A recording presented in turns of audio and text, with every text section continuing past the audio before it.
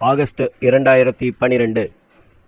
எடை கமெண்ட்ஸ். மாண்புமிகு துணைத் தலைவர் அவர்களே, அவையின் முன் வைக்கப்பட்டுள்ள தொழில் கொள்கை குறித்த கொள்கை விளக்க குறிப்பு பற்றிய விவாதத்திலே நான் என்னுடைய சில கருத்துக்களை கூற விரும்புகிறேன்.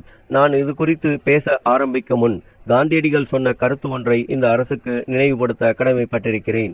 இயந்திரங்களை பொறுத்தவரையில் மனித சக்தி மிக அதிகமாக உள்ள இந்த நாட்டில், மக்கள் தொகை மிகுந்துள்ள இந்த நாட்டில் மனித சக்திக்கும் இயந்திரத்திற்கும் ஏற்பட்டுள்ள போட்டி குறித்தும் அதனால் ஏற்படக்கூடிய பின் விளைவு குறித்தும் காந்தியடிகள் ஓர் அழகான கருத்தை சொன்னார்கள். இயந்திரங்களுக்கு மனிதன் அடிமையாக கூடாது. மனிதனுடைய கட்டுப்பாட்டிற்குள் இயந்திரங்கள் இருக்க வேண்டும்.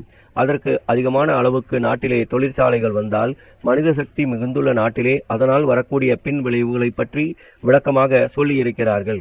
அந்த அடிப்படையில் நம்முடைய தொழில் கொள்கையை நாம் வகுக்க வேண்டும். இயந்திரங்கள் மனிதனுடைய கட்டுப்பாட்டிற்குள் இருக்க வேண்டும் என்று சொல்லும் போது மனித சக்தியை அதிகமான அளவிலே பயன்படுத்தக்கூடிய வகையிலே மக்களுக்கு அதிகமான வேலை வாய்ப்புகள் கொடுக்கும் அளவில் அது அமைய வேண்டும். அதற்கு மனித சக்திக்கு மதிப்பு கொடுத்து முதலீடு செய்யும் வகையில் தொழில் கொள்கையை வகுக்க வேண்டும். அந்த அடிப்படையில் குடிசை தொழில்களுக்கும் சிறு தொழில்களுக்கும் காந்தியடிகள் முக்கியத்துவம் கொடுத்து பேசி வந்தார்கள். அந்த வழியில் நம்முடைய திட்டங்களும் இருக்க வேண்டும்.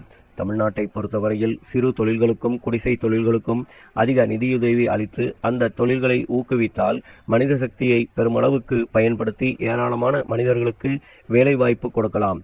அந்த திட்டத்தை நாம் செயல்படுத்த முடியும். அப்படி செய்தால்தான் வீட்டுக்கு ஒருவருக்கு வேலை என்ற திட்டத்தை செம்மையாக செயல்படுத்த முடியும் என்று தெரிவித்துக் கொள்ள விரும்புகிறேன்.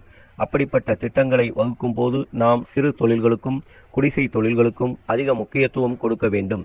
அண்மையில் நான் பஞ்சாப் மாநிலத்திற்கு சென்றிருந்தேன். அங்கு ஒரு செய்தி எனக்கு ஆச்சரியத்தை அளித்தது. அங்கே சிறு தொழிலில் ஒரு டிராக்டர் 9,000 ரூபாய்க்கு தயாரிக்கப்படுகிறது என்று சொன்னார்கள். அந்த டிராக்டருக்கு தேவைப்படும் ட்ரெய்லர் 6,000 ரூபாய் செலவிலே தயாரிக்கப்படுகிறது என்றும் சொன்னார்கள். இந்த செய்திகளை கேட்டபோது நாங்கள் மிகவும் ஆச்சரியப்பட்டோம். 6,000 ரூபாயில் ட்ரெய்லர் தயாரிப்பது உண்மை என்று சொன்னார்கள். மேலும் அதையெல்லாம் எப்படி உற்பத்தி செய்கிறார்கள் என்று சொன்னார்கள். எங்களுடைய மாநிலத்திற்கு அப்படிப்பட்ட டிராக்டர்கள் உங்களால் விநியோகிக்க முடியுமா என்று நாங்கள் கேட்டோம். அதற்கு நாளைக்கே வியாபாரம் வைத்து கொள்ளலாமா என்று கேட்டார்கள். அப்படி அவர்கள் அதை செய்கிறார்கள் என்றால் சிறு தொழில் மூலம் அதை செய்கிறார்கள். பஞ்சாப் மாநிலம் சிறு தொழிலில் முன்னணியில் இருப்பதற்கு என்ன காரணம் என்று நாங்கள் பார்த்தோம். அந்த மாநிலம் தொழில்துறையில் பின்தங்கிய மாநிலம் என்று அறிவித்து அங்கே இருந்த சட்ட முட்டுக்கட்டைகளை எல்லாம் உடைத்து எறிந்துவிட்டு காரியமாற்றுகிறார்கள். ஒரு சிறு தொழில் ஆரம்பிக்க வேண்டும் என்றால் அந்த முடிவு எடுத்த ஒரு சில நாட்களுக்குள்ளேயே அதற்குரிய அனுமதியும் நிதி உதவியும் செய்கிறார்கள். அதற்குரிய எல்லா உதவியையும் மாநில அரசு செய்திருப்பதை பார்த்து நாங்கள் மிகவும் ஆச்சரியப்பட்டோம். இந்த அணுகுமுறையின் காரணமாகத்தான் சிறு தொழில் வளர்ந்திருக்கிறது என்பதை நாங்கள் தெரிந்து கொண்டோம். அந்த வழியை நாம் பின்பற்ற வேண்டும். நமக்கு பக்கத்திலே இருக்கிற புதுச்சேரி மாநிலத்தில் கூட இந்த மாதிரி நிகழ்ச்சிகள் ஏற்பட்டு கொண்டிருக்கின்றன. அண்மையிலே கடலூர் மாவட்ட ஆட்சியர் அவர்கள் தொழில் சம்பந்தமான ஒரு கூட்டம் கூட்டியிருந்தார்கள்.